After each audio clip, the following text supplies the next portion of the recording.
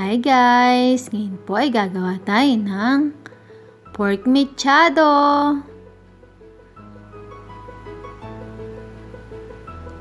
Sarap po nito.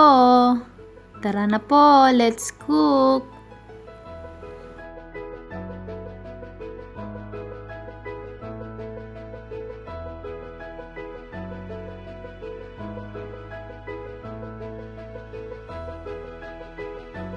So, pagsamahin lang po natin ang ating pork, onion,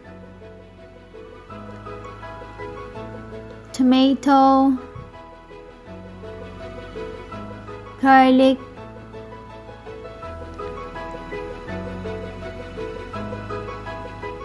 bay leaves,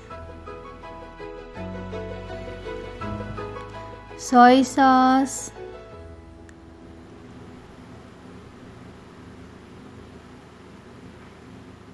lemon,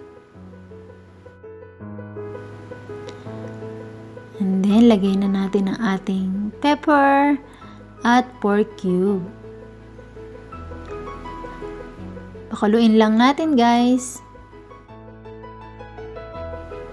And then pag kumulo na, haluin lang natin at lagi nyo pong i-check para hindi manikit ang ilalim.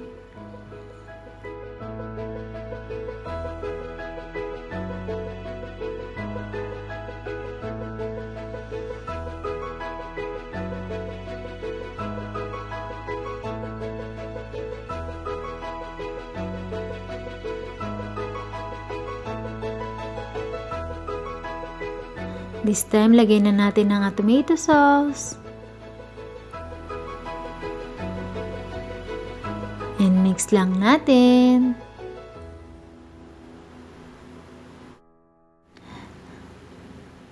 At palambutin lang natin muna ang ating pork. At pag malambot na, lagay na natin ang ating carrots, potato, at palambutin lang natin ang ating potato at carrots.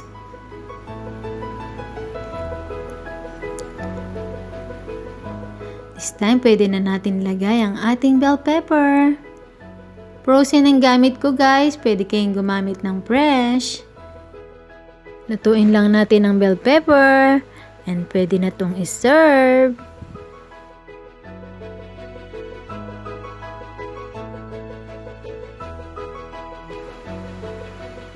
And guys, lagay natin sa serving plate. And you can enjoy now. Thank you guys for watching. Please subscribe.